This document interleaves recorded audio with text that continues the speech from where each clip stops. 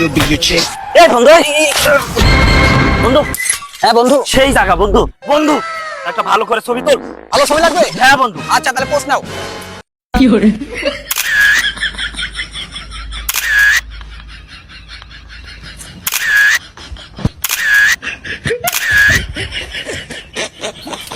বন্ধু নাও, অমাইক ছবি হয়েছে বন্ধু, আমার মনে হয় সেরা ছবি।